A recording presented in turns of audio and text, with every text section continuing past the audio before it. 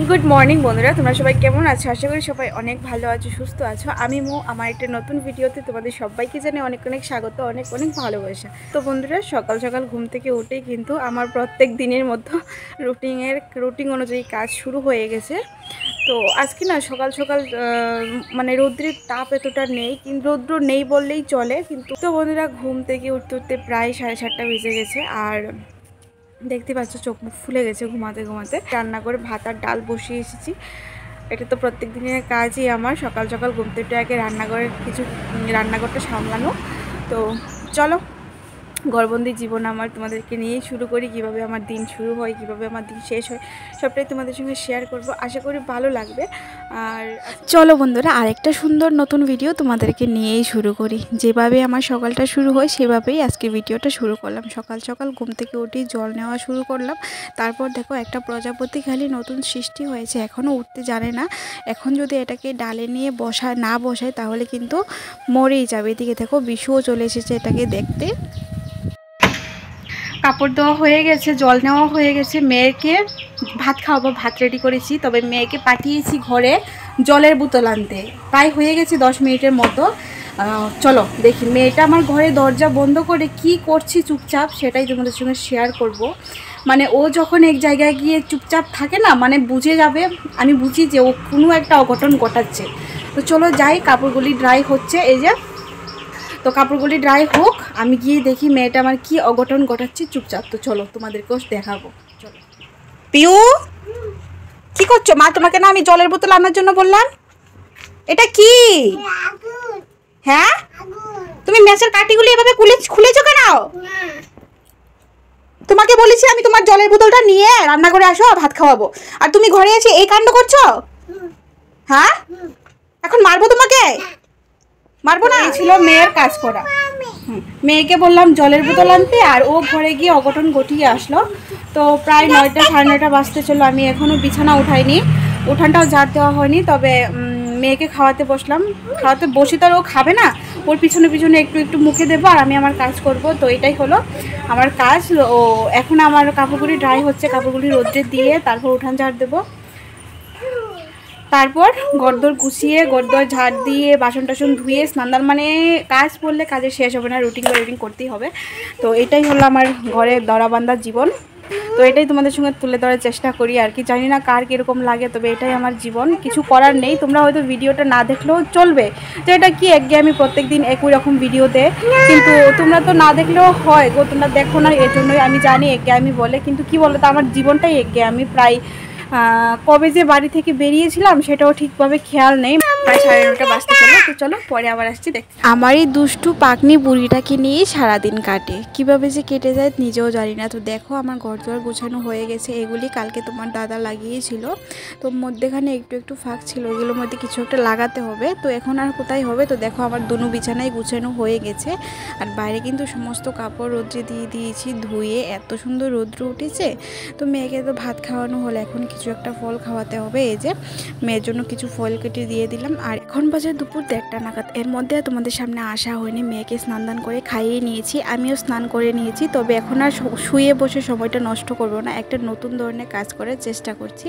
বিয়ের পর মাকে শুনতাম, মা বলতো যে অনেক কষ্ট করে সংসারটাকে বানিয়েছি, জানো তো, একটু ভালো করে ধরে রেখো। মা নাকি প্রত্যেক বাড়িতে গিয়ে এরকম মাটির দেওয়ালগুলি লেপে লেপে সংসার চালাতো। তখন তো অনেক কষ্টের সময় ছিল, বাড়িতে দাদু ঠাম্মা ছিল অনেকটা বয়স্ক, তারপর আমার বরের বোন, মানে অনেকেই কষ্ট করে সে সংসার সামলিয়েছে। তো মা নাকি প্রত্যেক দিন এরকম মানুষের বাড়িতে এরকম দেওয়ালগুলি লিপে লিপে 50 টাকা করে হাজিরা পেত, ওই টাকা দিয়ে নাকি সংসার চালাতো। তো ভাবলাম চলো আমি আজকে একটু চেষ্টা করে দেখি পারি কি না। তবে আমার শাশুড়ি মা আমাকে না করেছে, তুমি পারবে না, কষ্ট হবে। তবে কি বলো তো, কাজটা যদি না করতাম না তাহলে জানতেই পারতাম না সত্যি কাজটাতে কত কষ্ট। তো বন্ধুরা দেখো, লেপা তো আমার হয়ে গেছে এক সাইড, কিন্তু মুছতে এতটা কষ্ট, মানে লেপতে যতটা কষ্ট হয়নি, মুছতে অনেক বেশি কষ্ট হয়েছে। 5-6-7 বার করে মুছতে হয়েছে, মানে পাখার নিচের জায়গাটা। অনেক বড় একটা কাজ সেরে আসলাম এখন ঘরে। এখন বাজে 4টা। আর এই যে হাতে আসছে 2টা পার্সেল। তো পার্সেলগুলি আসলো সকালে, কিন্তু আমি রিসিভ করিনি। তো ওই পার্সেলগুলিকে আমি আনিয়েছিলাম কাকিকে দিয়ে, কেননা আমার বাড়িতে দেখলে ঝামেলা করবে, কেন ওদেরকে লুকিয়ে এনেছি তো সেই জন্য ভাবলাম এখন আর জানাবো না, সেই জন্য কাকির কাছে সকালে টাকা দিলাম, তো কাকি রিসিভ করেছে। আর এইমাত্র আমি কিন্তু মেয়েকে খাইয়ে দিয়ে মার সঙ্গে পাঠিয়ে দিয়েছি ঘুরতে, আর তোমাদের দাদাও ভাত খেয়েছে। পার্সেলগুলি না আমার খুব পছন্দের, বলতে পারো একরকম আমি চুরি করে এনেছি তোমাদের দাদা থেকে। যখন আমাকে ওই হাত খরচ করার জন্য টাকা দেয় না, ওই টাকা থেকেই আমি জমিয়ে এই পছন্দের পার্সেলগুলি আনলাম। তো চলো তোমাদের সঙ্গে শেয়ার করি। অনেক দিন আগেই আমি অর্ডার দিয়েছিলাম, জানি না কেন অনেক দিন লেগেছে আসতে, প্রায় হয়ে যাবে 20-25-20 দিন হয়ে যাবে এসেছে। তো তোমরা অনেকেই বুঝতে পেরেছো এটা কি, তবে যারা বুঝেনি তাদেরকে চলো খুলে দেখাই।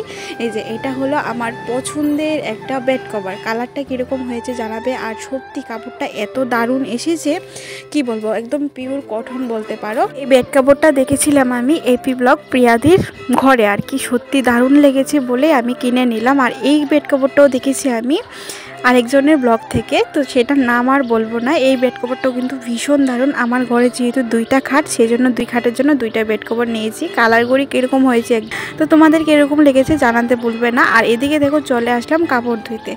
আমার কাজের কোনো ঠিক ঠিকানা নেই। আমি সকালবেলা স্রাব ছিল না, সকালবেলা না আজকে 2 দিন ধরে বাড়িতে স্রাব ছিল না, সেই জন্য কাপড় জমা হয়েছিল।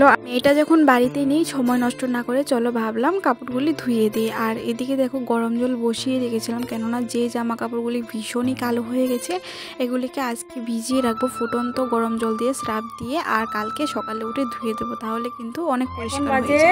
4টা 45, এখনও কিন্তু বেশ অনেকটাই বেলা আছে, অনেকটাই বড় হয়েছে দিন। তো আগে যেমন মানে বিকেল বলতে কোনো জিনিস ছিল না, এখন কিন্তু সেটা আছে, মানে এখন হয়েছে, আস্তে আস্তে আরও বড় হবে দিন। আর এখন কিন্তু বেশ ভালোই গরমের আবহাওয়াটা পড়ছে। তো কার কার গরমের দিন ভালো লাগে সেটাও জানাবে। আমার কিন্তু ভীষণই গরমের দিন ভালো লাগে, তবে গরমটা সহ্য করতে পারি না, এই হয়েছে জ্বালা। হয়তো শুনতে পাচ্ছ গাড়ির শব্দ, মার পুজো দিচ্ছে, কাশি বাজানোর শব্দ। হ্যাঁ, আমি ঘরের পিছনে এসে ভয়েস ওভারটা দিচ্ছি, কেননা এখন যদি ভয়েস ওভারটা না দিই তাহলে কিন্তু আমি 4টার আগে আপলোড দিতে পারবো না। আমার সমস্ত কাজ ফেলে আমি ঘরের পিছনে এসে ভয়েস ওভারটা দিচ্ছি, যেন আমি টাইমে টাইমে ভিডিওটা দিতে পারি। তোমরা দয়া করে একটু পাশে থেকো গো, আমার অনেকটা স্বপ্ন, অনেকটা ভালোবাসা পাওয়ার আশে এসেছি। তো বন্ধুরা দেখো এখন সন্ধেবেলা তোমাদের সামনে আসলাম। এই যে মেয়ের জন্য নিয়ে নিচ্ছি দুধ হলে। শুভ সন্ধ্যা বন্ধুরা, এই যে আমি আসলাম এখন রান্না করে, বসিয়ে দিলাম চা, প্রায় হয়ে গেছে। তো তোদের দাদা আর আমি খাবো। আর তো বসিয়ে দিলাম চা, সঙ্গে বসিয়ে দিয়েছি রাতের জন্য চাটনি করব, ডাল আছে। আর তোমাদের দাদা আর আমি খাবো, মা তো খাবে না, মার কালকে একাদশী, তাই আজকে নিরামিষ। তো এখন তোমাদের দাদা এসে মোবাইলটা নিয়ে যাবে, চলে যাবে বাজারে, আর তোমাদের সঙ্গে সামনে এসে ভিডিওটা শেষ করতে পারবো না। তো ভাবলাম চলো এক্ষুনি এইভাবেই ভয়েস ওভারটা দিয়ে ভিডিওটা শেষ করি। ভিডিওটাকে এরকম লাগলো জানাতে একদমই বলবে না। তো চলো ভালো থাকো, সুস্থ থাকো, সাবধানে থাকো, একে অপরের পাশে থাকো, টাটা।